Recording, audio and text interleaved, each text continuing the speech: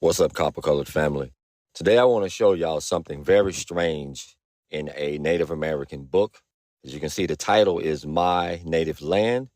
And if we go here, you can see that this book is from an actual library. They put the stamp on it.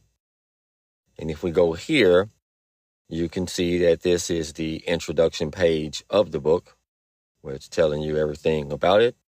Got the man's name right there, James Cox. And so again, we're going to go back here and you can see My Native Land. Go back here to this. You can see that they coincide with each other. And so now we're going to move on to this next picture.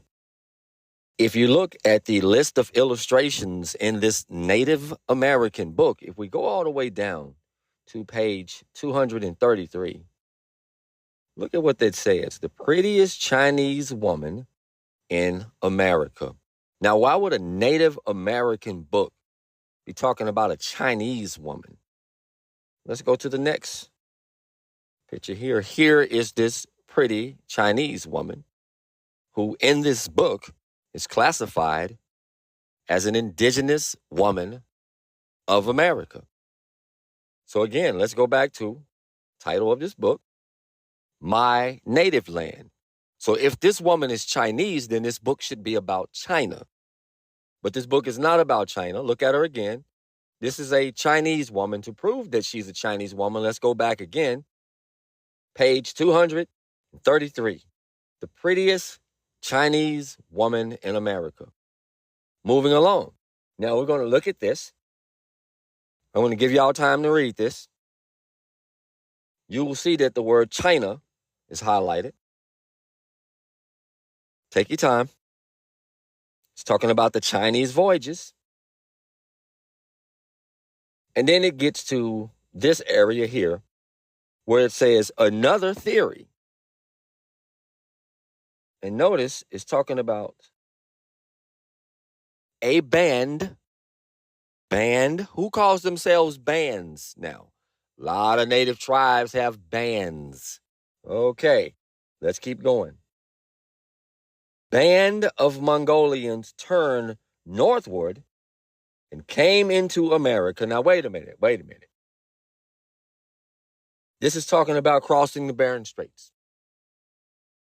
And the name of this book again, as you can see right here, My Native Land. And you can see it's talking about this woman being the prettiest Chinese woman in America. Here's a picture of this woman. Here is an enlarged photograph of this woman's face. And now it's talking about this woman being indigenous in this book, but it's also saying that they came from China over here through the Bering Straits. Make it make sense.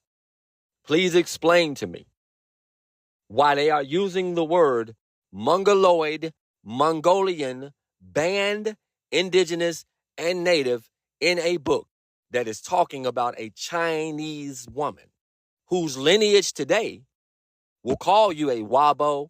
They will call you a pretendian. They will tell you that you are from Africa.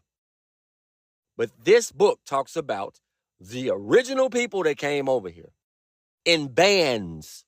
We have many bands here in Florida. So again, this book is basically dry snitching on the people who call you Wabos and pretendians, because we know that's their favorite little slur that they like to call us. And they will tell you that you are ashamed of your heritage, your history, your culture. We're not ashamed of our culture because everybody steals from our culture. We have to keep reinventing things in our culture because y'all done stole everything and you take credit for everything.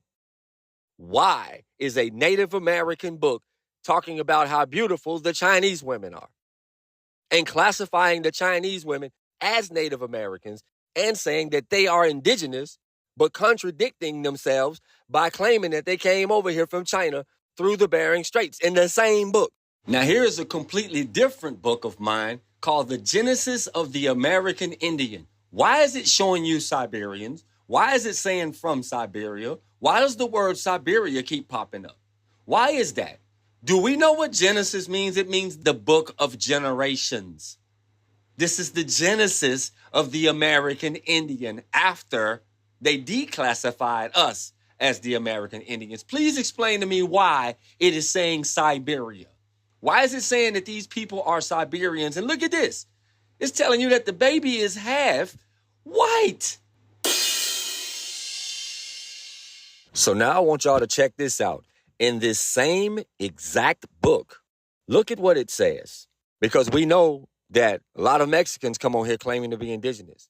Why is it separating the Mexican from the Indians? Notice it's using the word Indians now and not natives, but this book is about Native Americans. Look at this.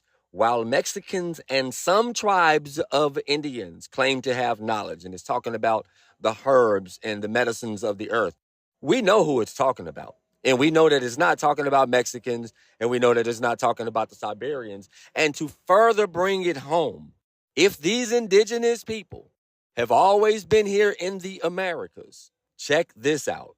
Amongst nearly all the Indians of the Northwest, there is a flood story or legend, and there must be hundreds of Noahs of the storytellers. Now, what people do you know keep the Bible near and dear to their hearts? We know it's not the Native Americans. 95% of these Native Americans do not believe in the Bible. So why are they talking about Noah and the great flood and flood stories of the Bible? Why are they talking about that in this book? Why are they talking about that? When it says copper-colored people in the Webster's 1828 and 1829 dictionary, it says aboriginals or copper-colored people as the definition of the word American. Why is it when we look at the Native Americans in these books, they are not depicted as copper-colored?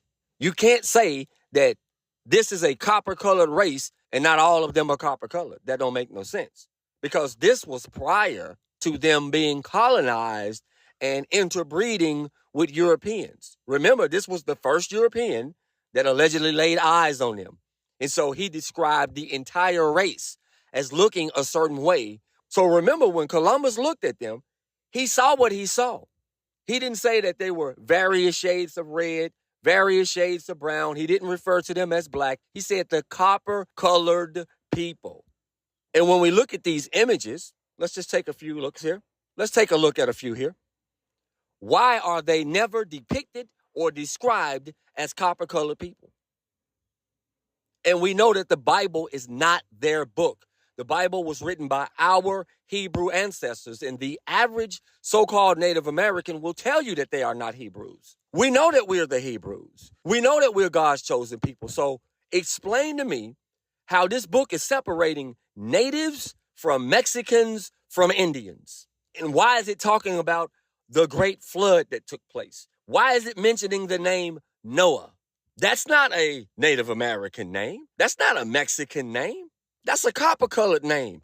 Ezekiel, Elijah, Isaac, Abraham, Moses, Noah. These are not Native American names. These are not Mexican names. We could go a step further and say Jesus. But when the Mexicans take that same name, they call it Jesus. They change it to Jesus, not Jesus. So here we have a book, their own book, separating Mexicans from natives and natives from the indigenous people known as American Indians. And we still have people from our own community trying to champion for these people and claim that they are the true indigenous people of this earth. They are showing you Chinese people in this Native American book. They in the book. This book is from the 1800s. We didn't write this book. We didn't take those pictures. We didn't do that. Remember, we were not allowed to read, write, teach, or educate during a period of time. So somebody took it upon themselves to write this book. We didn't write this book. Look at this. Look at this. Look at this. It's breaking down that the Mexican is different than the Indian. But they want to sit here and tell you that they are indigenous. Y'all need to make your minds up, because the Siberians are claiming they were here first. Y'all claiming that y'all were here first. Y'all need to sit down and have that talk. Here again, it is breaking it down, and it is separating the Mexican from the Indians. Right here, the fortifications were kept up largely to afford protection against the raids from the Mexican pirates and the hostile Indians. It is not calling Mexicans Indians. I'll read it again. The fortifications were kept up largely to afford the protection against the raids from the Mexican pirates and the hostile Indians. Mexican pirates and hostile Indians. You are not indigenous. Neither one of you are indigenous to this land. Stop being pretendians. Stop being ashamed of your history.